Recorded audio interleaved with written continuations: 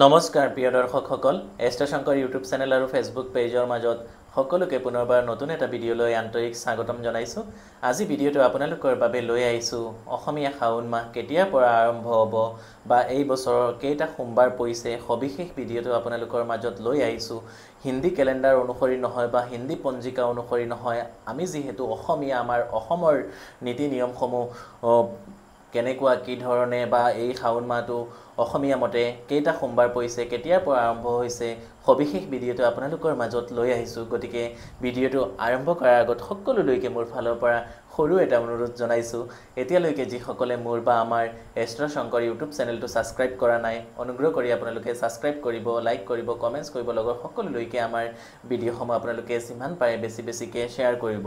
চাওক, বহুতে আমাক সুধি আছিলে যে শাওণ মাহ কেতিয়াৰ পৰা আৰম্ভ হ'ব বা কেতিয়ালৈকে শেষ হ'ব। আমি যিহেতু অসমত আছোঁ, আমাৰ অসমীয়া গণনা অনুসৰি বা অসমীয়া পঞ্জিকা অনুসৰি বা অসমীয়া নীতি নিয়ম অনুসৰি শাওণ মাহটো অসমীয়া মতেহে পালন কৰিব লাগিব। বহুতে হিন্দী কেলেণ্ডাৰ বা হিন্দী যিসমূহ চেনেল আছে তেওঁলোকৰ মতেহে পালন কৰে। আমাৰ অসমত সৌৰ ৰাশি হিচাপে গণনাখিনি কৰা হয় বা যি মানে সূৰ্যৰ আধাৰত সূৰ্য যেতিয়া যি মাহত থাকে সেই অনুসৰি গোটেই পূজা পাঠ ইত্যাদি নিয়মখিনি হয়।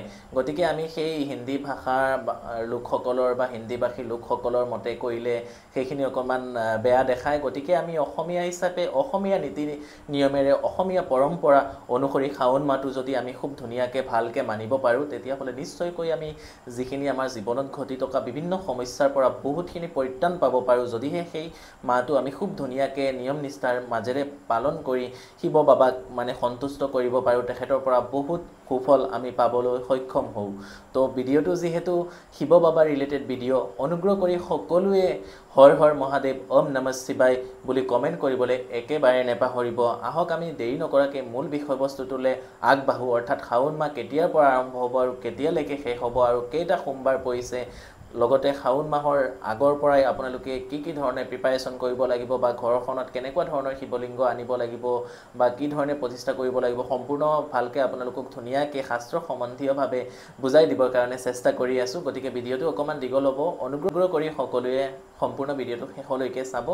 এই বছৰৰ আমাৰ অসমীয়া শাওণ মাহটো হ'ব 31 দিনীয়া শাওণ মাহ হ'ব, অৰ্থাৎ শাওণ মাহ আৰম্ভ হ'ব ইংৰাজী জুলাই মাহৰ 18 তাৰিখ শুকুৰবাৰ শাওণ মাহৰ 1 তাৰিখ হ'ব।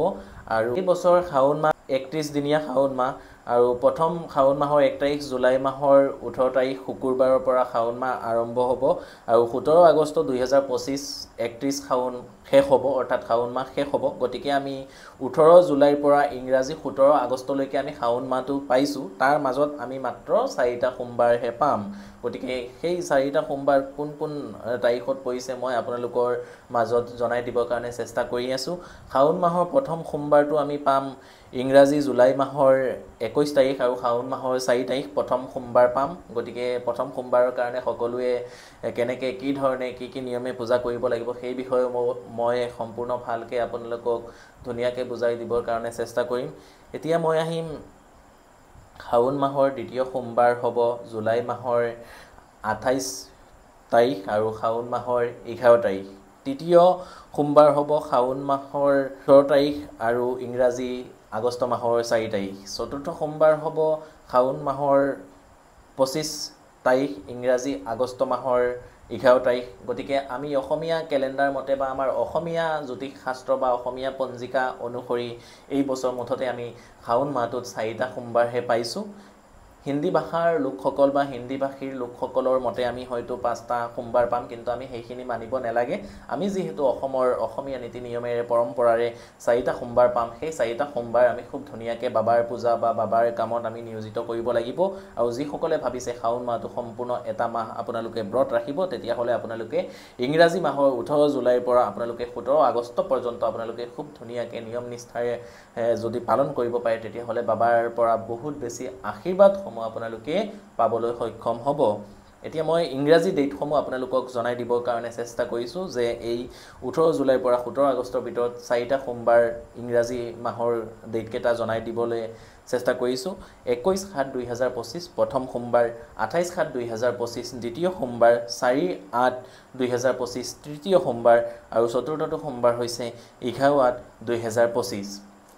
গতিকে এই 4টা সোমবাৰত আপোনালোকে কি কি কৰিব লাগিব, কি ধৰণে পূজাসমূহ কৰিব লাগিব, সেই বিষয়ে অকমান 2-4টা কথাও জনাই ল'ব খুজিছোঁ। আৰু যিসকলে ভাবে যে এই বছৰ যোৱা বছৰ বহুতে শাওণ মাহত হয়তো শিৱলিংগ বা শিৱ বাবা প্ৰতিষ্ঠা কৰিব পৰা নাই নিজৰ ঘৰখনত বা নিজৰ গৃহ মন্দিৰত, এই বছৰ আপোনালোকে আগতীয়াকৈ মই ভিডিঅ'টো দি আছোঁ যে আপোনালোকে যাতে শাওণ মাহ অহাৰ আগতেই আপোনালোকে প্ৰিপাৰেশ্যনসমূহ খুব ধুনীয়াকৈ বা ভালকৈ কৰি ল'ব পাৰে, বা আপোনালোকে শিৱলিংগ বজাৰৰ পৰা হওক বা যেনেকৈ য'ত সুবিধা আছে আপোনালোকে আনি ক্ৰয় কৰি ৰাখিব পাৰে। আৰু সেই শাওণ মাহৰ পবিত্ৰ সোমবাৰৰ ভিতৰত আপোনালোকে যদি শিৱলিংগ প্ৰতিষ্ঠা কৰিব পাৰে আপোনালোকৰ ঘৰখনত খুবেই বেছি ভাল, খুবেই অত্যন্ত। আৰু এই পবিত্ৰ শাওণ মাহটো আপোনালোকে যিমান বেছি পাৰে অন্তৰৰ পৰা মনৰ পৰা আপোনালোকে মানিবৰ কাৰণে চেষ্টা কৰিব। আৰু বিশেষ কিছু কথা জনাম, কিন্তু এইখিনিতে 2-এটা সৰু সৰু কথা আপোনালোকৰ মাজত জনাই ল'ব খুজিছোঁ। আপোনালোকে বহুতে মোৰ লগত বা আমাৰ লগত যোগাযোগ কৰিব খোজে, মোক ক'ত কেনেকৈ কিদৰে যোগাযোগ কৰিব পাৰিব। মোৰ গুৱাহাটীত চেম্বাৰ আছে, নগাঁৱৰ কঠীয়াতলি চাৰিআলি ৰামকৃষ্ণ জেমছ এণ্ড জুৱেলাৰীত মোৰ চেম্বাৰ আছে, হোজাই চহৰৰ মাজমজিয়াতো মোৰ চেম্বাৰ আছে। গতিকে ভিডিঅ'ৰ ডিছক্ৰিপশ্যনত contact details, chamber details, Facebook page link, WhatsApp channel link, Instagram link, গোটেইখিনি ডিটেইলছত খুব ধুনীয়াকৈ সবিশেষে দিয়া থাকে। যিসকলে ফেচবুক বা হোৱাটছআপ চেনেল, ইনষ্টাগ্ৰাম ফ'ল' কৰা নাই অনুগ্ৰহ কৰি ডিছক্ৰিপশ্যনত গৈ ফ'ল' কৰিব, কণ্টেক্ট ডিটেইলছো দিয়া আছে। কৰ্মব্যস্ততাৰ বাবে মই বহুত বেছি বিজি থাকিবলগীয়া হয় দিনটো, কেতিয়াবা আপোনালোকৰ ফোন কলসমূহ ৰিচিভ কৰাৰ বাবে মোৰ বাবে অসুবিধা হৈ যায়। গতিকে মই ক্ষমা প্ৰাৰ্থী আপোনালোকৰ ওচৰত। আপোনালোকৰ সমস্যাসমূহ হোৱাটছআপ বা মেছেজৰ যোগেৰে মোক জনাবৰ কাৰণে চেষ্টা কৰিব, বা কেতিয়াবা ৰিচিভ যদি কৰিব নোৱাৰোঁ পৰৱৰ্তী সময়ত অনুগ্ৰহ কৰি কমেণ্ট কৰিব বা আপোনালোকে মেছেজ কৰিব। মই যথাসাধ্য আপোনালোকৰ কমেণ্টৰ এনচাৰসমূহ দিবৰ কাৰণে চেষ্টা কৰিম। আৰু যদি ভাবে জ্যোতিষশাস্ত্ৰ সম্বন্ধীয় যিকোনো দিহা পৰামৰ্শ accurately pin point prediction degree wise calculate আমাৰ পৰা আপোনালোকে নিজৰ ভূত ভৱিষ্যত বিষয়ে জানিব খোজে, অৰ্থাৎ আপোনাৰ কোন দিশত ভাল, কোন দিশত বেয়া, বা কোনটো দিশত আপোনাৰ পঢ়া শুনা, education, business, job, career, marriage ইত্যাদি আপোনালোকে যদি জানিব খুজিছে বিজ্ঞানসন্মতভাৱে জন্ম তাৰিখ, জন্ম সময় লৈ আহিব। আমি পিন পইণ্ট একুৰেটলি কেলকুলেট কৰি ডিগ্ৰী ৱাইজ আপোনাক পিন পইণ্ট 100% প্ৰেডিকশ্যনটো কৰি দিব পাৰোঁ। সেইখিনি ক্ষমতা মোৰ বা আমাৰ আছে আপোনালোকৰ আশীৰ্বাদত। তো যি কিয়ে নহওক, এতিয়া মই আহিম শাওণ মাহৰ সেই পবিত্ৰ সোমবাৰ দিনকেইটাত। যদি পাৰে আপোনালোকেতো খুব ধুনীয়াকৈ ভালকৈ পূজা কৰিব, বা যিসকলে ভাবে সেই সময়টোত আপোনালোকৰ ঘৰখনত নৰ্মদেশ্বৰ শিৱলিংগ, নতুবা আপোনালোকে পাৰত শিৱলিংগ, নতুবা আপোনালোকে স্ফটিকৰ শিৱলিংগও যদি আপোনালোকে ঘৰখনত স্থাপিত কৰিব পাৰে তেতিয়াহ'লে খুবেই বেছি ভাল, অত্যন্ত বেছি ভাল। গতিকে আগতীয়াকৈ আপোনালোকে ক্ৰয় কৰি ৰাখিব। আৰু শাওণ মাহৰ কোনটো সোমবাৰ, কোনটো সময়ত কেনেদৰে আপোনালোকে আপোনালোকৰ গৃহ মন্দিৰত স্থাপিত কৰিব লাগিব সেই বিষয়ে সবিশেষ খুব ধুনীয়াকৈ মই ভালকৈ শাস্ত্ৰ সম্বন্ধীয় ভিডিঅ'সমূহ আপোনালোকৰ মাজত লৈ আহিবৰ কাৰণে চেষ্টা কৰিম। আৰু যিসকলে মানে শিৱলিংগ স্থাপিত কৰিম বুলি ভাবিছে, আটাইতকৈ উন্নত মানৰ শিৱলিংগ হৈছে নৰ্মদেশ্বৰ শিৱলিংগ। বহুতে মোৰ ভিডিঅ' চাই গম পায়, মোৰ ইউটিউব চেনেলত খুব ধুনীয়াকৈ বা কমিউনিটি পোষ্টত দিয়া আছে। গতিকে আপোনালোকে চাব পাৰে, বা মোৰ ফেচবুক পেজত দিয়া আছে। মোৰ ঘৰৰ খুব নৰ্মদেশ্বৰ শিৱলিংগ বাবা, বা আপোনালোকৰ যিসকলে গম পায় আপোনালোকে এইটো জানেই, বা যিসকলে গম নাপায় আপোনালোকে ইউটিউব, গুগল ইত্যাদিত আপোনালোকে চাই ল'ব পাৰিব।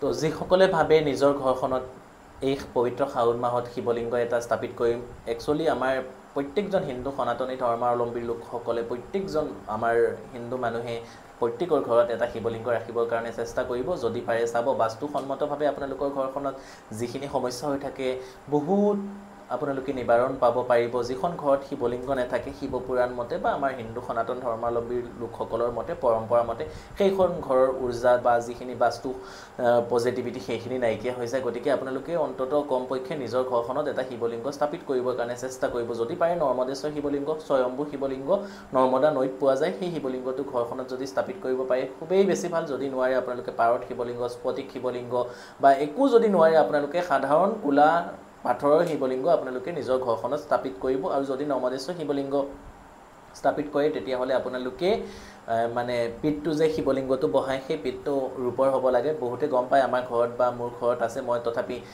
স্ক্ৰীণত, ভিডিঅ'ৰ স্ক্ৰীণত দি দিবৰ কাৰণে চেষ্টা কৰিম। নৰ্মদেশ্বৰ শিৱলিংগ দৰ্শন কৰা মাত্ৰেই আপোনালোকৰ বহুত পুণ্য হয় আপোনালোকে ঘৰখনত যদি পূজা কৰিব পাৰে খুব বেছি শুভ ফল পায় ৰাহু কেতু গ্ৰহ বিভিন্ন গ্ৰহগত সমস্যাৰ পৰা আপোনালোকে মুক্তি পাবলৈ সক্ষম হ'ব লাহে লাহে আপোনালোকৰ জীৱনত উন্নতি হ'ব সুখ শান্তি সমৃদ্ধি কঢ়িয়াই আনিব আপোনালোকৰ ঘৰখনত আপোনালোকে প্ৰতিষ্ঠা কৰি চাব খুব শুভ ফল পাব আৰু যিসকলে নোৱাৰে স্ফটিক বা আপোনালোকে স্ফটিকৰ শিৱলিংগটো আপোনালোকে স্থাপিত কৰিব পাৰিব নহ'লে আপোনালোকে কোলা যিকোনো ৰঙৰ পাথৰো আপোনালোকে পাথৰৰ শিৱলিংগ স্থাপিত কৰিব পাৰিব গতিকে ভিডিঅ'টো আপোনালোকৰ মাজত দিবৰ কাৰণে এইটো কাৰণে চেষ্টা কৰিলোঁ যে শাওণ মাহৰ আগৰ পৰা আপোনালোকে যদি খুব ধুনীয়াকৈ ভালকৈ প্ৰিপাৰেশ্যন হৈ যায় তেতিয়াহ'লে শাওণ মাহত খুব ভালকৈ আপোনালোকে স্থাপিত কৰিব পাৰিব আৰু বহুতে মানে শিৱলিংগ কেনেকৈ কি ধৰণে ৰাখিব লাগে নেজানে শিৱলিংগ সদায় এখন কাঁহৰ থালিৰ ওপৰত আপোনালোকে যদি ৰাখিব পাৰে বা যিকোনো কাঁহৰ পাত্ৰত ৰাখিব পাৰে তেতিয়াহ'লে খুব বেছি ভাল আৰু শিৱলিংগ যিসকলৰ ঘৰত আছে আপোনালোকে এটা সৰু নন্দী এডাল ত্ৰিশূল আপোনালোকে ৰাখিবৰ কাৰণে চেষ্টা কৰিব সেইখিনি লাগে আৰু শাওণ মাহটো পবিত্ৰ শাওণ মাহটো খুব ভালকৈ আপোনালোকে পালিব লাগিব শিৱলিংগ যদি আপোনালোকৰ ঘৰখনত আছে এটা মাহ আপোনালোকে নিৰামিষ খাব লাগিব গতিকে সেই বিষয়ে ভিডিঅ'টো আৰু আহি থাকিবই আপোনালোকৰ মাজত এই ভিডিঅ'টো আপোনালোকক দিলোঁ যে শাওণ মাহ কেইটা সোমবাৰ পৰিছে বা কি নিয়মে আপোনালোকে পূজা কৰিব লাগিব সেই বিষয়ে আপোনালোকৰ মাজত দিবৰ কাৰণে চেষ্টা কৰিলোঁ অনুগ্ৰহ কৰি সকলোৱে কমেণ্ট কৰিব হৰ হৰ মহাদেৱ জয় মা কালী জয় মা কামাখ্যা ইত্যাদি আপোনালোকে কমেণ্ট কৰিব যিহেতু শিৱ বাবা ৰিলেটেড ভিডিঅ' দেৱাদিদেৱ মহাদেৱ শিৱ দেৱতা সকলোৰো দেৱ তেখেত শিৱ বাবা গতিকে এই ভিডিঅ'টো সকলোৰে লগত শ্বেয়াৰ কৰিব আৰু শাস্ত্ৰ সম্বন্ধীয় খুব ধুনীয়া ভিডিঅ'সমূহ শাওণ মাহৰ পূৰ্বেই মোৰ চেনেলত আহি থাকিব তাৰ কাৰণে এষ্ট্ৰ শংকৰ ইউটিউব চেনেলটো আপোনালোকে ছাবস্ক্ৰাইব কৰি নটিফিকেশ্যনটো দবাই ৰাখিব লাগিব আৰু আপোনালোকক জনাইলোঁ বহুতৰ ঘৰখনত বগা ৰঙৰ শিৱলিংগ দেখা যায় কিন্তু একচুৱেলি আপোনালোকে আপোনালোকৰ ঘৰখনত বগা শিৱলিংগ কেতিয়াও স্থাপিত নকৰিব আৰু খুব ডাঙৰ শিৱলিংগ বহু ডাঙৰ শিৱলিংগ বহুতৰ ঘৰত দেখা যায় আমি যেতিয়া বাস্তু ভিজিটত যোৱা যায় বা আমাৰ টিম যেতিয়া যায় আহি পেলাই কয় ছাৰ সেনেকুৱা ইমান ডাঙৰ মানে শিৱলিংগ ঘৰত ৰাখিছে বগা শিৱলিংগ ৰাখিছে ঘৰখনত অশান্তিয়ে নেৰিব গোটেই দিশৰ পৰা আপোনালোকৰ লাহে লাহে অশান্তি মানে দায়িত্বতা নামি আহিব গতিকে ঘৰৰ শিৱলিংগ সদায় 3 ইঞ্চিৰ পৰা 6 ইঞ্চি হ'ব লাগিব যিজন মানুহে পূজা কৰিব তেখেতৰ সেই বুঢ়া আঙুলিটোৰ সমান ইমানটোমানহে হ'ব লাগে মিনিমাম 3 ইঞ্চি মেক্সিমাম 6 ইঞ্চি 7 ইঞ্চিৰ ওপৰত 6 ইঞ্চিৰ ওপৰত হ'বই নালাগে আপোনালোকক স্ক্ৰীনত খুব ধুনীয়াকৈ মই দিয়ে দিম আমাৰ ঘৰৰ শিৱলিংগ আপোনালোকে চালে সঁচাকৈ বহুত বেছি ভাল লাগিব মোৰ গুৰুৱে সেইটো মোক ব্যৱস্থা কৰি দিছিলে একেবাৰে নৰ্মদা নৈৰ পৰা তেখেতে নিজে ব্যৱস্থা কৰি দিছিলে মোৰ যিজন জ্যোতিষ ভাৰতীৰ গুৰু মোৰ জ্যেষ্ঠ গুৰু তেখেতে সেই শিৱলিংগটো দিছিলে সঁচাকৈ পূজা কৰি আপোনালোকৰ মৰম আশীৰ্বাদ এইখিনি পোৱা গৈ আছে আৰু জীৱনটো সঁচাকৈ অকণমান হ'লেও যে ভাল হৈছে আপোনালোকক সেইখিনি মই জনাব পাৰিছোঁ গতিকে চেষ্টা কৰিব খুব বেছি কষ্টলিও নহয় সকলোৱে পাৰিব চেষ্টা কৰিলে নোৱাৰা কাম একো নহয় কিন্তু বজাৰ বা আপোনালোকে অনলাইনত পায় যে যিখিনি চাই পেলাই ল'ব অকণমান খুব মানে সেই নৰ্মদেশ্বৰ শিৱলিংগটোত অকণমান ডুপ্লিকেটিটো অকণমান বেছিকৈ থাকে গতিকে আপোনালোকে কেনেকুৱা ধৰণে হ'ব সেইখিনি কোনোবা জনা অভিজ্ঞ মানুহক সুধি ল'ব সেইটো নেচাৰেল হয়নে নহয় অৰিজিনেল হয়নে নহয় তো সেই দিশত আপোনালোকে লক্ষ্য ৰাখিব লাগিব আৰু আনি পেলাই খুব ধুনীয়াকৈ কি ধৰণে নিয়মে প্ৰতিষ্ঠা কৰিব আমাৰ লগত যোগাযোগ বা যিকোনো জনা মানুহক যোগাযোগ কৰিলে বা মই ভিডিঅ'সমূহটো খুব ধুনীয়াকৈ দিয়ে দিম শিৱক কেনেকৈ মানে আপোনাৰ ঘৰত প্ৰতিষ্ঠা কৰিব লাগে তো যিকিয়ে নহওক শেষৰবাৰ মোৰ ফালৰ পৰা সকলোলৈকে হৰ হৰ মহাদেৱ জয় মা কালী জয় মা কামাখ্যা জয় শ্ৰীৰাম শাওণ মাহৰ বহুত আন্তৰিক শুভেচ্ছা আগতীয়াকৈ জনাই লৈছোঁ ধন্যবাদ